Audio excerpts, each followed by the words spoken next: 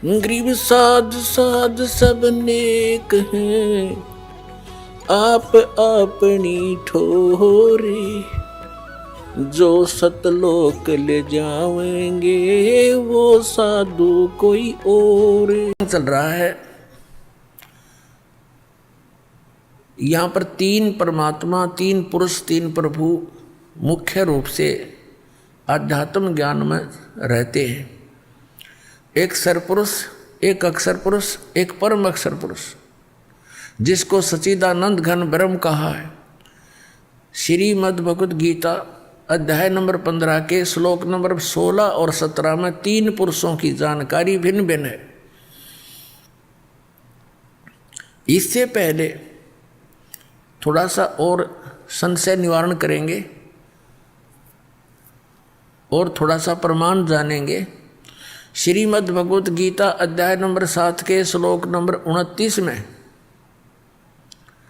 गीता ज्ञान दाता ने कहा है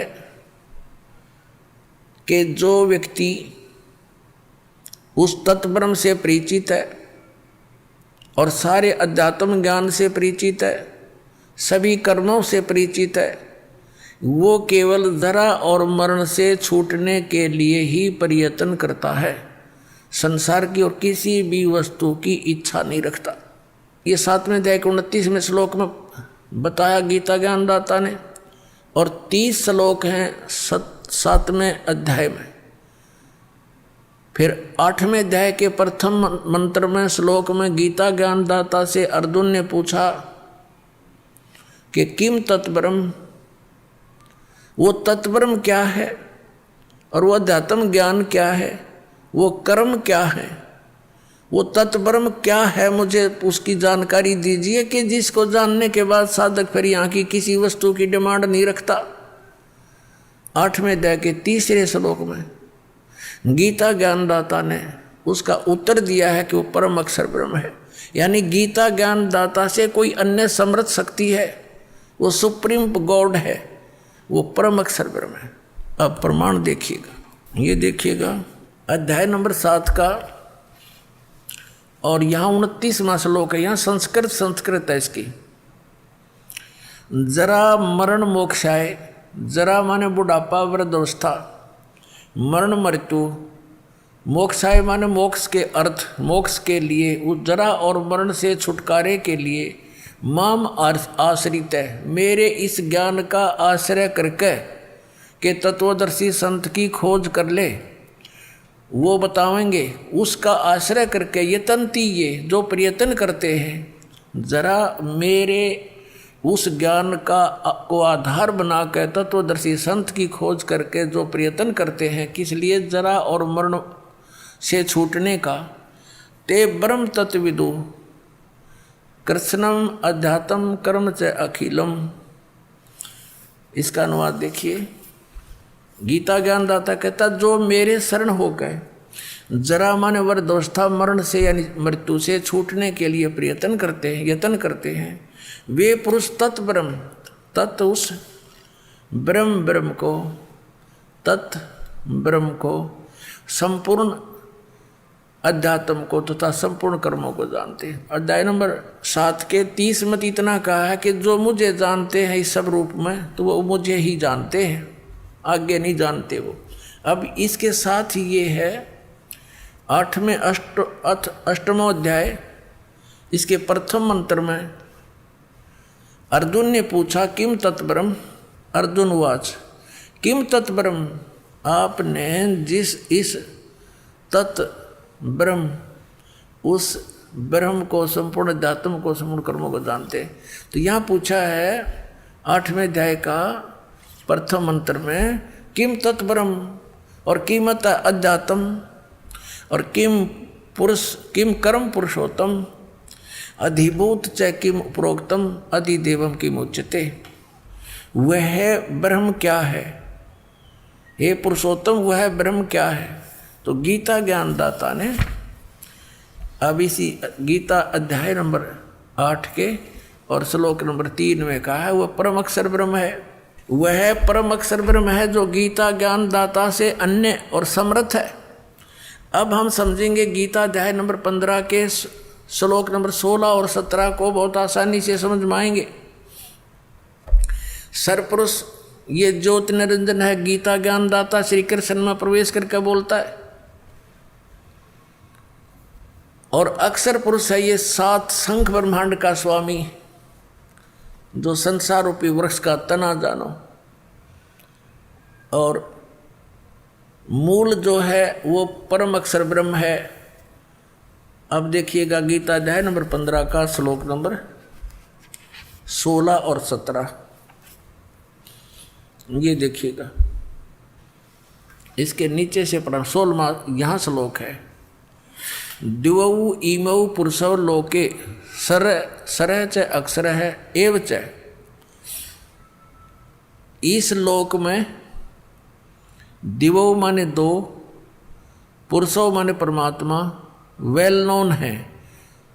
कौन? सरपुरुष को हो, अक्षर पुरुष को। इस पुरुष को हम यहाँ 2 जगह लगा सकते हैं, सरपुरुष और अक्षर पुरुष।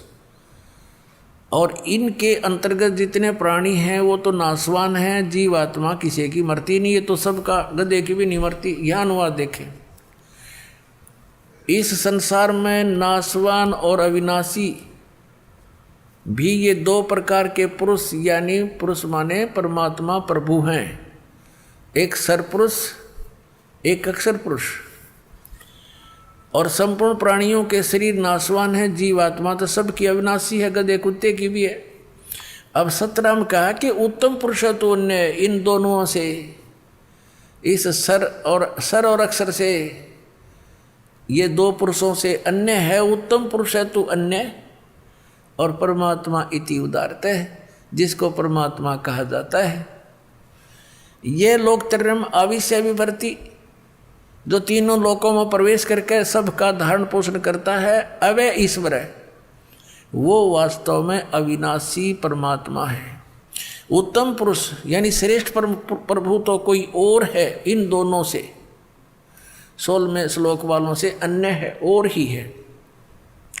तीनों लोकों में प्रवेश करके ये संसार रूपी वृक्ष से, सब पूरे संसार रूपी वृक्ष को, यानी जड़ों से ही आहार प्राप्त होता है, यानी उस परमात्मा से ही सबका धारण पोषण हो रहा है। वो सबका मालिक है, सबका दाता है। अब यहाँ फिर देखिए, उत्तम पुरुष तो अन्य ही है, जो तीनों लोकों में प्रवेश करके सबका धारण पोषण करता है। वो अविनाशी परमेश्वर परमात्मा इस प्रकार कहा गया है। अब ये विचलित कर देंगे आपको ये तत्वज्ञानहीन 15वें अध्याय के 18वें श्लोक में। अपने आत्मा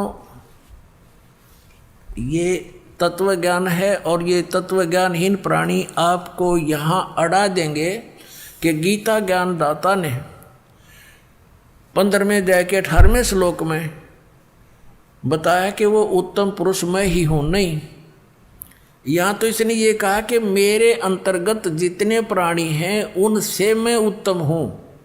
इसलिए लोक वेद के आधार से, यानी दंत कथाओं के आधार से मैं पुरुषोत्तम प्रसिद्ध हूँ। लेकिन उसने स्पष्ट कर दिया है 15वें अध्याय के 17वें श्लोक में कि वो तो कोई और है, उसको तो तत्वदर्शी संत बताएंगे। बस इतनी सी बात है। ये देखो, इसका यह अनुवाद है गीता अध्याय नंबर 15 का और श्लोक नंबर 18। क्योंकि मैं, इसका अर्थ है यस्मात् सर अतीत है अहम अक्षरात् अपि च उत्तम उत्तम। अतः अस्मि लोके वेदे, लोके वेदे माने लोक वेद में, दंत कथाओं के आधार में मैं पुरुषोत्तम प्रथित माने प्रसिद्ध हूँ। क्योंकि मैं नासवान जड़ वर्ग क्षेत्र से तो सर्वथा अतीत हूँ और अविनाशी जीव आत्मा से भी उत्तम हूँ, इसलिए लोक और वेद में पुरुषोत्तम नाम से प्रसिद्ध हूँ। अब यहाँ इसने क्या कहा है, यदि ये और साथ में श्लोक आपको ना सुनाए जाते तो यहाँ आपकी बुद्धि नहीं सेट होती। ये कहता कि मेरे अंतर्गत जितने भी प्राणी आते हैं, क्योंकि ये केवल 21 ब्रह्मांड का स्वामी है और इसको सरपुरुष भी कहते हैं। तो ये कहता है मेरे अंतर्गत जितने प्राणी हैं वो चाहे तो नासवान जड़ वर्ग है और चाहे अविनाशी जीवात्माएं हैं, उनसे मैं उत्तम हूँ, श्रेष्ठ हूँ। इसलिए इस दंत कथा के आधार से, लोक वेद के आधार से मैं पुरुषोत्तम प्रसिद्ध हो रहा हूँ। वास्तव में पुरुषोत्तम तो उसने बता दिया कोई और ही है। और फिर 8वें अध्याय के श्लोक नंबर 1 के उत्तर में, 8वें अध्याय के 3रे श्लोक में गीता ज्ञानदाता ने स्पष्ट ही कर दिया है कि वो परम अक्षर ब्रह्म है।